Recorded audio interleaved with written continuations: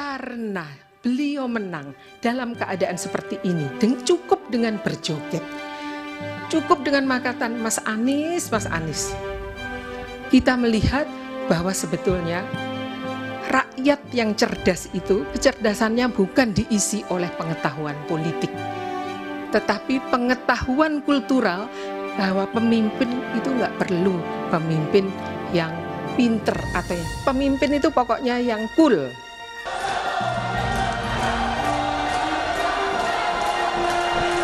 Joget gemoy Prabowo yang begitu mencuri perhatian masyarakat di masa kampanye pemilu tidak luput dari pembahasan di sidang sengketa hasil Pilpres 2024 di Mahkamah Konstitusi. Ahli psikologi sosial Risa Permanadeli yang dihadirkan oleh tim hukum Ganjar Mahfud menyinggung soal perubahan sikap Prabowo Subianto sebelum dan sesudah bergabung dengan pemerintahan Jokowi. Menurutnya, Prabowo kehilangan sikap agresif setelah bergabung dengan Jokowi. Di mana salah satu kata kuncinya adalah aksi Prabowo berjoget, baik di panggung kampanye maupun di debat Pilpres.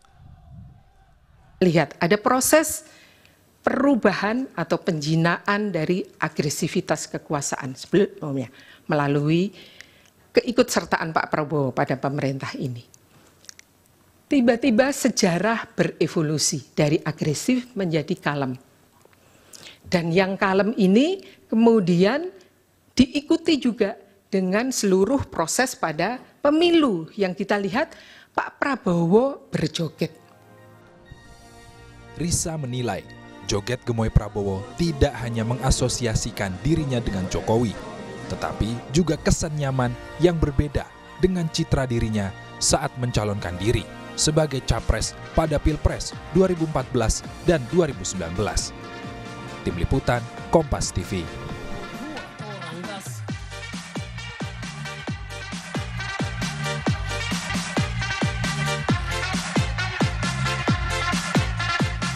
Ya, bagaimana kemudian tujuan dari pembahasan atau hal dari yang disinggung dari para ahli ini mengenai joget gemoy Prabowo di sidang MK, kita akan bahas bersama Koordinator Komite Pemilih Indonesia, Jerry Sumampo. Selamat malam, Pak Jerry. Ya, selamat malam, Mbak. Pak Jerry dengan Nitya, terima kasih sudah bergabung di Kompas ya, Malam. Selamat malam. Pak Jerry, kalau kita sama-sama melihat gitu kan ya, ahli membahas perubahan perilaku ya, perubahan perilaku seorang Prabowo Subianto yang dianggap dari agresif menjadi kalem, bahkan dianggap ini berubah citra menjadi gemoy. Menurut Anda, mengapa perubahan sikap yang spesifik terjadi pada Prabowo ini dibahas di sidang sengketa hasil pemilu? Apa tujuannya?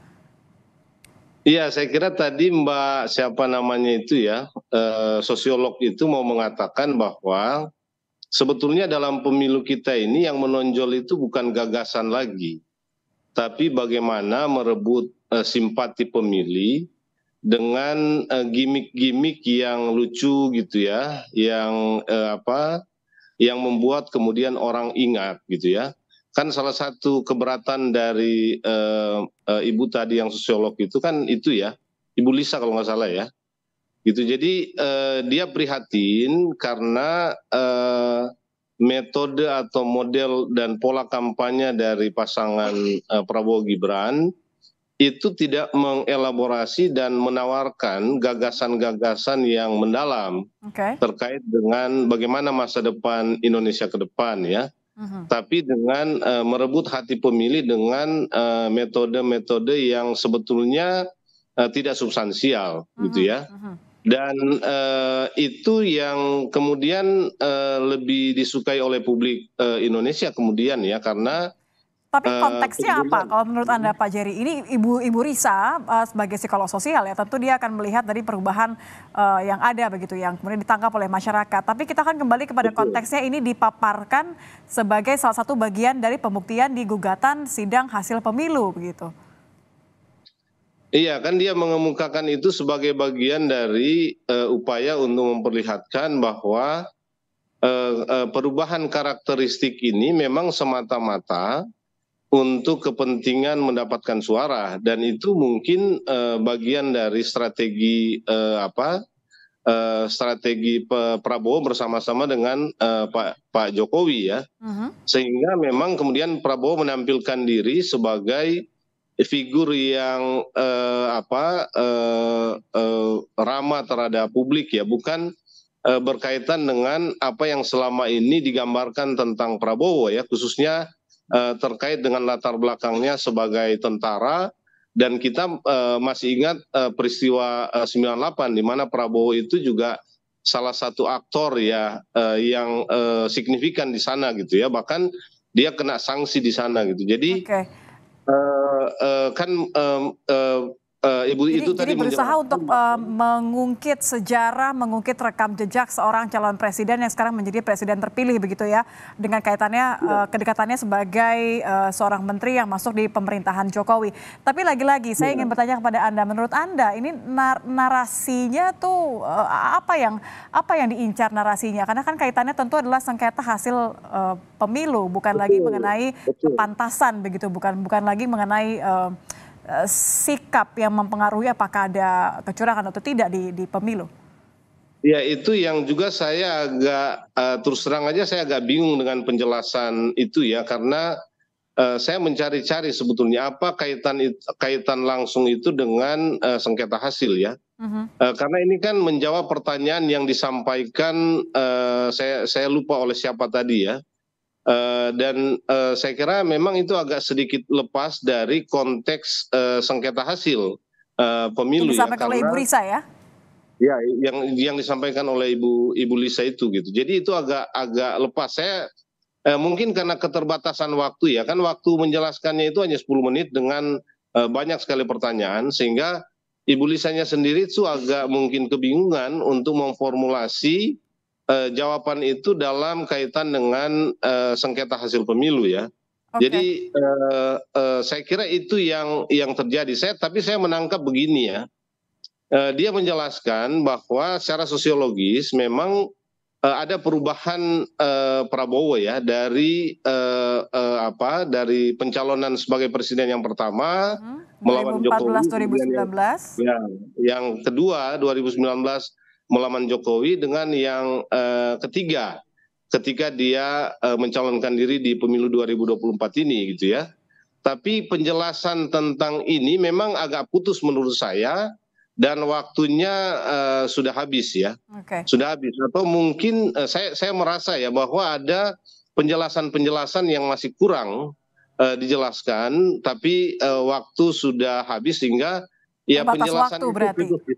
Kalau dengan keterbatasan waktu yang disampaikan, kemudian Anda sendiri juga menganggap ini tidak senada, tidak ada relevansinya dengan gugatan hasil pemilu. Anda melihat ini bisa memenangkan atau membantu gugatan tim Ganjar Mahfud tidak di MK? Ya, kalau penjelasan ini memang saya agak ragu ya, tapi kan ini hanya salah satu keterangan ahli ya. Dan itu juga keterangan ahli yang menjawab pertanyaan yang disampaikan ya. Tapi ada banyak keterangan ahli yang lain yang saya kira jauh lebih substansial untuk menggambarkan proses kecurangan yang terjadi itu gitu ya. Nah, jadi kalau dilihat dari keterangan ini memang menurut saya agak lemah. Tapi kan keterangan-keterangan lemah atau karena tidak relevan, Pak Jerry? Membuat pertimbangan-pertimbangan lain ya. Maksud gimana? Lemah atau ini tidak ada relevansinya, tidak relevan dengan argumentasi yang dibangun oleh tim Ganjar Mahfud? Sebetulnya saya kurang melihat ada relevansinya penjelasan ini terkait dengan sengketa hasil dan gugatan 03 gitu ya. Itu yang saya maksud agak lemah ya. Ya, tapi kan ini hanya salah satu penjelasan ya. Ada banyak penjelasan lain dari para ahli yang lain yang jauh lebih substansial. Kalau saya lihat secara tadi saya ikut nonton juga, yang lebih substansial itu memang berkaitan dengan penjelasan ahli yang terkait dengan Sirekap ya. Itu menurut saya jauh lebih substansial. Karena ini berurutan kan, setelah Ibu Lisa itu baru masuk, setelah itu Ibu Leoni ya, yang menjelaskan tentang kecurangan sistematis berkaitan dengan Sirekap itu ya. Jadi kalau berdasarkan penjelasan itu memang apa ya, saya sendiri agak ragu ya. Jadi narasinya apa, tujuannya apa, kita belum tahu ya. Kita sama-sama masih mencoba untuk melihat, menerka ini apa yang ditargetkan, persepsi apa yang kemudian coba dibangun oleh tim, paling tidak dari Ganjar Mahfud yang menghadirkan psikolog sosial tadi. Terima kasih Pak Jerry sudah bergabung bersama kami di Kompas Malam. Koordinator Komite Pemilih Indonesia, Pak Jerry Sumampo sudah bergabung bersama kami. Terima kasih, selamat malam Pak.